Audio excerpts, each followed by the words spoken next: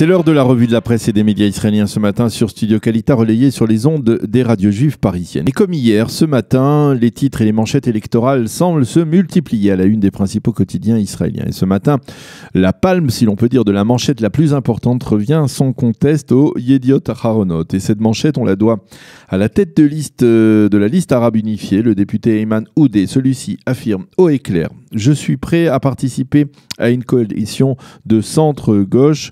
Et cette affirmation est en soi révolutionnaire. En effet, jusqu'à présent, les formations arabes ont toujours refusé d'entrer dans des coalitions gouvernementales conduites par des formations sionistes. Le Yediot Aharonot parle de déclarations surprenantes, même si Ayman Oudeh pose des conditions à l'entrée éventuelle de la liste arabe unifiée dans le prochain gouvernement. Nous serons des partenaires, pas des citoyens de seconde zone, a déclaré Ayman Oudeh, qui a tenu ses propos dans une interview qu'il a accordée au Yediot Aharonot. Interview dont l'intégralité sera publiée demain dans l'édition du vendredi du journal du Yediot. Et dans la série des entretiens du vendredi, le Israël Hayom, lui, a choisi d'interroger Gideon Sa'ar, l'ancien ministre de l'Éducation du Likoud, qui est considéré comme le rival le plus sérieux de Binyamin Netanyahou pour la tête du parti de droite et celui qui a de fortes chances même de lui succéder le moment venu. Le fait que Gideon Sa'ar soit interviewé d'ailleurs par un journal qui d'ordinaire prend fait et cause pour Binyamin Netanyahou est en soi une information d'importance, car elle peut sous-entendre qu'au sein même de ce quotidien, donc on commence peut-être à envisager l'ère post-Netanyahou. Toujours est-il que dans cet entretien, Gideon Sa'ar affirme clairement là aussi que dans l'avenir, la place d'Ayelet Shaked sera au Likoud, un parti qui reste uni, dit-il, en faisant allusion aux divisions au sein du parti bleu-blanc. Et justement, l'affaire de la taupe au sein de la direction du parti bleu-blanc continue de rebondir. Le Yediot Aharonot fait lui-même le suivi de son propre scoop sur un député de Yesh Atid qui aurait été cette taupe infiltrée, mais Benny Gantz dément formellement de telles informations. Le Israël Hayom a trouvé le dossier tellement intéressant qu'il orne ce matin sa une avec un développement important. Omer Yankelovitch, la députée orthodoxe de Résilience pour Israël, la formation d'origine de Benny Gantz, s'est plainte à lui en affirmant qu'elle se sentait suivie ces dernières semaines ou même ces derniers mois et qu'elle avait repéré des gens qui l'avaient suivie même jusqu'aux États-Unis.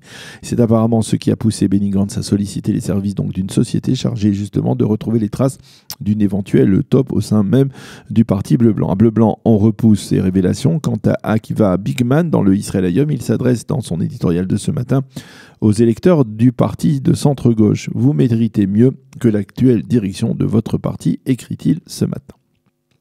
Le site du Maariv consacre une partie de sa page d'ouverture ce matin à un nouveau regain de tension dans le sud du pays. Cela a commencé par le tir d'une roquette de Gaza vers les localités juives du pourtour. Tsahal a riposté par 2 fois cette agression en frappant entre autres une base maritime du Hamas située au bord de la Méditerranée ainsi qu'un camp d'entraînement. C'est la seconde fois que ce type d'incident se produit en moins d'une semaine, souligne le Maariv. La chaîne 12 de la télévision israélienne s'est fait l'écho hier dans son journal télévisé d'un incident grave et inhabituel qui s'est produit hier sur le plateau du Golan, plus exactement au nord du plateau. Des soldats israéliens ont tiré sur les ordres de leurs supérieurs en direction d'un petit avion qu'ils ont pris pour un appareil syrien ennemi alors qu'en fait il s'agissait d'un avion civil israélien totalement inoffensif. Le pilote n'a pas été touché par ces tirs et il n'y a pas eu de dégâts. Ça a immédiatement ouvert une enquête pour déterminer les circonstances exactes de cet incident peu commun. Le Israël Hayom, dans son édition du vendredi toujours, révèle que le système de transfert de fonds iraniens vers le Hezbollah est particulièrement sophistiqué et qu'il s'est mis, on va dire, à l'ère du cash de l'espèce. Le journal explique qu'en raison des sanctions économiques, l'Iran a en effet de plus en plus de mal à financer le mouvement chiite et il explique que désormais ces transferts de fonds de Téhéran vers Beyrouth se font en cash, en espèces pour contourner les sanctions économiques. Mais l'administration Trump veille au grain et informe les gouvernements de ces activités illégales des Iraniens. Le Israël Hayom révèle que l'Iran fournirait 100 millions de dollars au Hezbollah par an et que cet argent arrive en fait par valise diplomatique régulièrement à Beyrouth et qu'il est remis aux responsables du mouvement chiite. Le Yediot Aharonot mentionne toujours dans sa une ce matin la très vive polémique qui oppose l'électorat juif démocrate et le président américain Donald Trump, après que dans une déclaration qui a fait sensation, le locataire de la Maison-Blanche ait remis en cause la loyauté des juifs démocrates. Le Yediot souligne que le président Trump a refusé de se rétracter et il rejette formellement les accusations d'antisémitisme qui fusent de toutes parts depuis qu'il a tenu ses propos. Le fait de dire que si vous êtes démocrate, vous n'êtes pas loyaux envers le peuple juif et l'État d'Israël n'est pas une déclaration antisémite, a précisé le président Trump hier. Le Israël Hayom, dans ses pages économiques, nous parle des relations commerciales particulières entre Israël et la Corée du Sud, et ce à l'occasion de la visite en Israël de la ministre du Commerce sud-coréenne. Yoo Myung-hee, c'est son nom, et dans un entretien au quotidien gratuit, la ministre ne tarit pas d'éloges sur l'État hébreu. Israël n'est pas un petit pays, c'est une puissante nation de haute technologie, un pays d'inspiration et d'innovation, a dit la ministre, qui est en passe de conclure avec son homologue israélien Eli Cohen un accord sur la création d'une zone franche entre les deux pays. Nous sommes le couple vainqueur de l'innovation, a encore affirmé la ministre.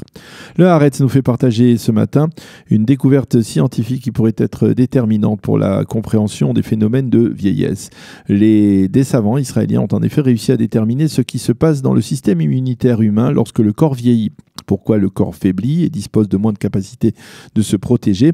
Ces chercheurs espèrent, au bout de leur recherche, être capables de trouver les moyens d'offrir des traitements adaptés à l'âge des malades qui permettront de restaurer certaines cellules qui se sont affaiblies, justement donc en raison de l'âge de leurs patients.